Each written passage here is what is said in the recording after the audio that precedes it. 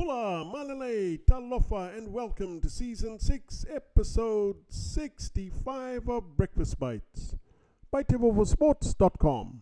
A wrap of Pasifika People sports news on a wet but warm Saturday morning, 9 September 2023. Coming to you with tons of hanisi from the 180th meridian in the middle of the Pacific Ocean. And the Rugby World Cup 2023 has kicked off. The opening game between New Zealand and France was a cracker, with Mark Telea scoring inside the first 2 minutes from a pinpoint accurate cross kick by Beauden Barrett. But Thomas Ramos was in the zone with his kicking, and France won 27-13. Upcoming games to watch on Sunday. Tomorrow morning, 3 a.m., Australia versus Georgia, Pool C. Fiji's pool, and at 7 a.m. England versus Argentina, that's in Marseille, a Pool D clash. And of course on Monday morning at 7 a.m. Wales versus Fiji in Bordeaux. Samu Kerevi returns and Marika Korebeite replaces Suliasi Vunivalu in the Wallabies starting 15 Rugby World Cup 2023 opening game. While Fiji-born All Black flyer Emoni Narawa has been ruled out with a recurring back injury. In background buzz at the end of this podcast, I take a closer look at all the Pasifika countries, including Australia and New Zealand's chances at Rugby World Cup 2023, so hang in there. In Rugby League, the Broncos are into their first preliminary final since 2017 after snapping a 14-game losing streak, just as we tipped against the Storm with an emphatic 26-0 whitewash at Suncorp Stadium last night. The comprehensive win marked an incredible turnaround for the club, led by head coach Kevin Walters, who was appointed at the end of 2020, just after Brisbane collected its first ever wooden spoon.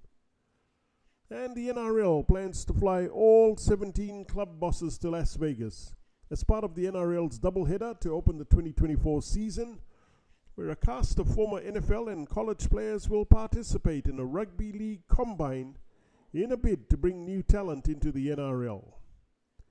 In sports biz, Nick Bosa and the San Francisco 49ers have agreed to a 5-year US $170 million contract that will make him the highest paid defensive player in NFL history, with his new annual average salary of US $34 million per season, according to ESPN.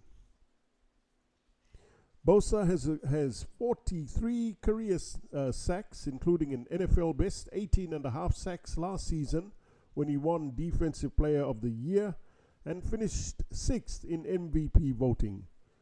Bosa has already made 3 Pro Bowls and won Defensive Rookie of the Year in 2019.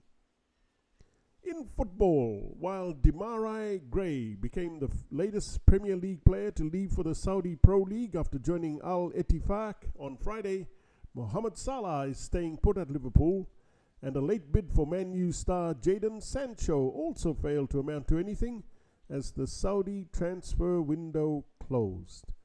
Gray joins former Liverpool midfielder Jordan Henderson at the same club, while Neymar, Riyad Mahrez and Karim Benzema have been among the biggest names in the football world to make the Saudi switch.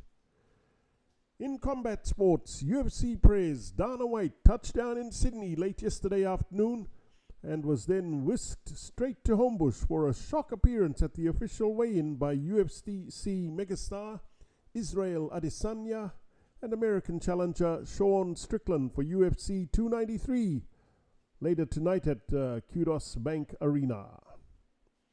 In background buzz this morning, I want to dive right into the All Blacks, under more pressure now after their 27-13 loss to France. The All Blacks in South Africa are the only teams to have won the World Cup 3 times. Until their 35-7 defeat to the Springboks in London, the All Blacks look to be humming. Now everyone, it seems, has forgotten their 4 wins earlier in the year. The defeat at Twickenham resulted in the All Blacks slipping 2 places in the world rankings, but the more pressing concern, however, is whether it dented their confidence. I don't think so. Well, not until they meet the Springboks again. To me, as shown this morning against France, the key for the All Blacks in Rugby World Cup 2023 will be how well Richie Mo'unga, Damian McKenzie and Beauden Barrett fire their team. The Wallabies have the youngest squad at Rugby World Cup 2023, led by new skipper Will Skelton. As such, their chances largely depend on how much these Aussie young guns buy into the messaging, rugby smarts and razzle-dazzle of their mercurial head coach, Eddie Jones. Granted, 5 consecutive losses is no way to prepare for Rugby World Cup 2023, but as Fast Eddie says, he had to deconstruct the team and rebuild it over this time, focusing on players who had no fear and had no experience of losing to the likes of the All Blacks over and over and over again over the past decade or so. No doubt, Jones is under the pump, as this is probably his last hurrah as top dog at a Rugby World Cup.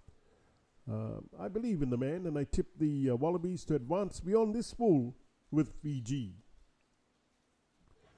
Manu Samoa must forget their close test against Ireland. Instead, Samoa co-captains Chris Bui and Michael Ala'alatoa and former All Blacks Stephen Luatua, Charlie Faumoina and Lima Sopoanga must stand up and deliver, along with former Crusaders star Lucy Jordan Fuata. If Samoa smack England between the eyes, as we know they can, it could just do the trick, like the Flying Fijians. While there is no Israel Folau for Tonga, former All Black stars Malakai Fekitoa, George Moala, Charles Piutau, Augustine Pulu and Vaya Fifita are in the squad with former Wallaby Adam Coleman. Moala will miss the pool games against Ireland, Scotland and South Africa because he's serving a suspension. Tonga's chances of making the playoffs are very slim, a consequence of having the misfortune to be in the pool of death. The Flying Fijians shapes as the people's favourite if they can build on their recent first ever victory over England in London. It was no fluke. Fiji displayed tactical awareness, power in the set pieces, and their fitness and conditioning coaches have got them in excellent shape so they can maintain a high tempo speed.